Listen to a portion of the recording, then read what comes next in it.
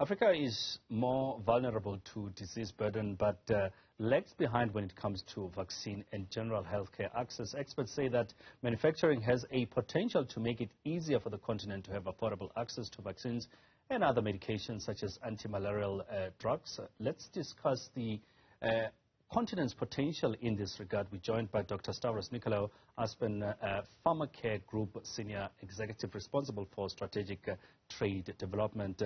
Dr. Nicolaou, good evening and thank you so much for joining us. Good evening and thanks very much for having me. Let's start with that. I mean, the biggest issue has always been that does Africa, does the continent have the capacity when it comes to pharmaceuticals, making vaccines and so on? As you stated in the inset, Africa has the most disproportionate disease burden of any continent. However, we import most of our vaccines and pharmaceuticals, what we call medical countermeasures. So that includes diagnostics, devices, pharmaceuticals and vaccines. So it's completely counterintuitive.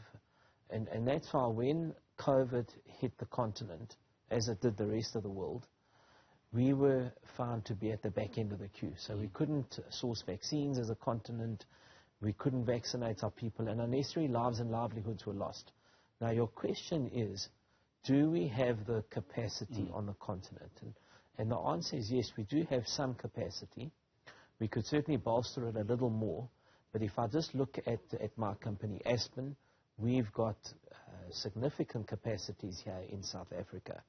But we need both the continent and the international procurement agencies to procure from African companies like ourselves. If we do that, then we can sustain these capacities on the continent, and then when the next pandemic hits, we will be far better prepared, and lives that were unnecessarily lost will not be lost if we establish sustainable capacities. So is it a question then of saying that we have the tools, lack of a better phrasing, to create, to have vaccines in this instance, but it's a question of how available they're made, or the partnerships that we have to make them readily available to the rest of the continent? So look, we have got as you said, the tools. Not everywhere, I accept that on the continent, but the single biggest area we need to, if I can call it fix up, is we need our own continent to support procurement from its own manufacturers. Because what happens is, you can go and put these facilities up, and put them up in regions, and have this call for regional manufacturing. But if the agencies that procure the medicines, so these are agencies like PEPFAR, procure antiretrovirals, if they don't buy from local companies, we cannot sustain the companies. So the most important thing we need to fix is the procurement on the continent right now. But why are they not buying? I mean, do you understand why? Or is it still the question that we rather have something coming out of the United States or out of the West than in Africa? It's a myriad of reasons. Yeah. But the single biggest factor is that we're actually not used to buying from ourselves. There's a perception, well, let me go and buy elsewhere. But, Aspen has proven. Aspen is the largest supplier in the world of general anesthetics. We are a significant player in injectable thrombosis. These are all complex products to manufacture, but yet we occupy world leadership positions. So Africa can do it. Aspen has proven it. We just need the mechanisms on the continent to actually start buying from the continent now. Where is the ecosystem strong? I mean, as much as we're looking at that procurement might be the big issue in this regard, but where is Africa strong in terms of the vaccine manufacturing and pharmaceutical availability? So Africa imports 99% of its vaccines currently, and the continent consumes 1.2 billion doses of vaccines. And what we have managed to do successfully, at least, since the pandemic, is we've been able to establish these capacities on the continent. So we've got sufficient capacity to fulfill the needs of the 1.2 billion. So this is done on they're regional centers of strength and excellence on the continent, if I can call it that. South Africa is definitely one of those countries, one of the regions in the continent that could futuristically dent that 99% that I was referring to earlier. Now, what's really important is that since the pandemic, the African Union and the Africa CDC and our own President Ramaphosa, have led the charge to establish these capacities on the continent. So I'm confident moving forward that we will start better utilizing African capacity. If we don't, we're missing a massive opportunity, economically speaking, but we're also leaving our continent highly exposed to health insecurity, and health risk is dramatically increased if you don't have your own capacity. Because I'm just thinking, Dr. Nicolaou, that in a continent that has so many health issues, we constantly find ourselves asking for aid elsewhere, and that shouldn't be the case. If we as a continent are able to solve these problems ourselves, then there's no need to go cap in hand to ask for aid elsewhere. I don't like aid because there's always strings attached. Of course. And you create a dependence on others. And in your hour of need, again, as we saw during COVID, what happens, in January and February of 2020, the whole world said, no, we're all going to act in solidarity. No one will be left behind. And guess what? A few months later, we're trying to buy vaccines in Africa, and we're back into the queue. India shut its borders on us. Parts of Europe shut their borders, and we were left in the lurch. So this thing of aid doesn't really work because you're putting your fate, your healthcare fate, in the hands of others. We need to establish our own capacities. But more importantly, is we cannot be training our own scientists, our own pharmaceutical experts on the continent, only to lose them because we cannot sustain capacities on the continent. So there's a dual impact here. There's one, the health security impact, but the second impact is we need to retain our skills, our talent and expertise on the continent. We can only do that if we own our own manufacturing assets. And I understand that, speaking of maintaining the talent in the continent, we are some of the best in terms of, the doctors, the scientists, and even equipment-wise, we are right up there with some of the best in the world. We've got such a rich history of medical innovations in this country, starting with things like the first heart transplant. But I was so proud of our country during the COVID pandemic because some of the most important clinical trials and some of the most important genomic sequencing at the time took place in our own country. We ended up being punished for it because, we were the first to sequence the beta and the Omicron variants. But then what happened? We had travel bans imposed on us at the peak of tourist season, right? So there's an up and a downside, but much more upside because it did demonstrate to the world the scientific capability and the medical excellence that exists in our country. We need to be building on that. Part of building that is establishing our own manufacturing value chains in our own country, on our own continent. You touched earlier on, Dr. Nicolaou, on being positive that government, the president, will come into play and create this positivity going forward. But the role that they are playing, how much of a role should they be playing to make sure that we get this accessibility and access to pharmacare for the vulnerable? How much should government be playing in making this a reality?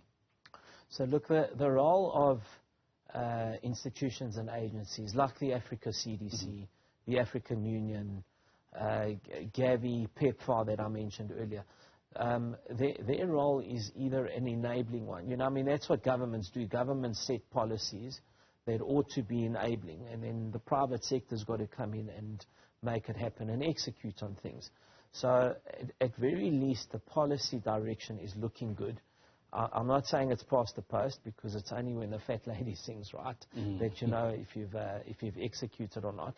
But certainly we're starting to see for the first time an enabling environment. In fact, as I sit in front of you this evening, the Gavi, which is the Global Coalition for Vaccines, is having a board meeting on the 6th of December. And it's an important board meeting because they're going to be putting out some form of a change in procurement policy that is going to give some type of procurement to Africa. So I think we'll keep a watching brief on the 6th and 7th of December. But these are all important enabling steps. But at the end of the day, we've also got to execute on all of these plans. And our plans are only as good as your ability to execute on them. And what would you say from your perspective as Aspen Pharmacare that you've learned from COVID as a company in terms of sustainability and, I guess, relevance, not only in this continent, but with, the world over? Look, there were many, many learnings during COVID. The two most important ones, I believe, is firstly, don't rely on others in your hour of need. I think we saw that very clearly. That should be a mantra for everyone. Correct. And the second learning is that we do need to build our own capabilities. However, we should not underestimate what already exists on the continent. So by way of example, Aspen was the first in the southern hemisphere and the first on the African continent to produce a COVID-19 vaccine. It was under contract. It was the Johnson & Johnson vaccine, which was a preferred vaccine for Africa.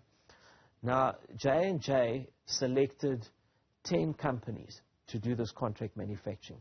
We were selected as company 10, so we were at the bottom of the list. However, we were the first to complete the technology transfer in 5 months, which is breakneck speed, and then we became the first to complete the technology transfer, first to produce the vaccine. And this is being up against European and American contract manufacturers. So I don't think a big learning for me here is don't underestimate your existing capabilities, but you've got to keep building on those. You've got to have and own your own capacities, or we will be faced with, again, unnecessary lives and livelihoods that are lost. In terms of production, I mean, how diverse are you? We were talking about the COVID-19, which normally when we mention vaccines, a lot of people would naturally look at that. But there's a number of vaccines that are produced on a daily basis, that are needed on a daily basis. In fact, just this morning I was talking to somebody from the Department of Health about the diphtheria outbreak, that it actually needs vaccines. How diverse are you in terms of just the productions of vaccines? So, Aspen has 23 manufacturing factories around the world. Our flagship facility, however, is in Quebec, Port Elizabeth. We've got 6 production units at that facility. 2 of them are dedicated to what we call sterile manufacture, which is also where we make vaccines. So we have a very diversified manufacturing base. We can make tablets and capsules and other dosage forms. But the area we particularly invested in, because that's the area of the future, it's the area where there's been a lag, is in our steriles capability. So we've demonstrated capability during COVID for COVID vaccines. We've signed deals to produce what we call routine pediatric vaccines. So these are vaccines that are taken annually, and they're a more sustainable and predictable business. And then you would have probably seen that we recently signed another groundbreaking contract manufacturing deal with Novo Nordisk, the Danish company, the biggest producer of insulin in the world. They were the first to produce insulin, and we will be manufacturing human insulin for and on behalf of Novo at the same facility. It's quite an achievement, but it's also an achievement because one of the most threatening epidemiologies or emerging pandemics at the moment is actually diabetes. And, unarrested diabetes, cancer, cardiovascular diseases, what we call non-communicable diseases are going to pose a significant risk to public health systems, but also to economies, unless we get to grips with them. So this thing on manufacturing insulin is a further diversification in our production facilities, but will also solve a lot of public health issues. And how far is your reach in the continent? So Aspen is probably South Africa's most globally diverse company. We have a presence in over 55 markets. Our products are sold in 150 markets. And we do have a presence virtually throughout the entire continent, including, incidentally, other manufacturing on the continent. So we have a manufacturing facility in Ghana, one in Kenya, one in Tanzania. So we have a very good and strong footprint across the continent. Just then, going back to where we started, what's the next step then in increasing that access and making sure, as you've mentioned, that it's not really about the creation or making of these vaccines, but it's just about making sure that there's complete access and somebody actually, to put it simpler, buys these vaccines and makes use of them? I think the next step is, well, there are two steps here. Yeah. The first is we've got to get the procurement right, as I said earlier, and that means getting governments on the continent through what we call a pooled procurement mechanism. Now, Africa CDC, who is led by a Director General, his name is Dr. Kaseya, he's driving that initiative. It will take a bit more time, but we've got to get the continent acting in unison, where you aggregate your volumes and you're buying continentally for the continent. So that's the first procurement piece. The second is the Gavi one I spoke about earlier. So that covers the first point. And the second point is pharmaceuticals are highly regulated. And right now the procurement of vaccines require World Health Organization pre-qualification, which doesn't quite work for Africa. So we need some reform of that. Again, it's something we're speaking to WHO about as manufacturers. Africa CDC is doing the same. But we do need a more Africa-relevant and purposeful regulatory regime that regulates our continent. Dr. Nicolaou, thank you. But before I let you go, I see you're wearing your Proteas Fire shirt. Yes. Just your take on how the team has been performing. Another nail-biting performance today when we are chasing. I'm confident that we'll go all the way to the finals. What do you make of the performance so far? I think the Proteas have performed wonderfully. And if you had asked the public, or most people in the public at the beginning of the tournament, would they think we would finish second in the group, because today's victory against Afghanistan secured second position, I think most people would have said no, we're not even going to make the top four. So I think the team has performed wonderfully. They're on the cusp of glory. They meet Australia next Thursday, and I think the whole nation will get behind them. And hopefully, next Thursday and Friday, everyone wears the shirt. Of course. I'm talking about Friday because that means we would have passed into the final. We would be ready for the finals on Thursday. But I think let me congratulate the Proteas. I'm a former chairperson of the board of Cricket South Africa, and let me congratulate them. They have certainly made us proud, and let's wish them all the very best for the next two games. Dr. Stavros Nicolaou, thank you so much for coming through. Thanks very much for having me.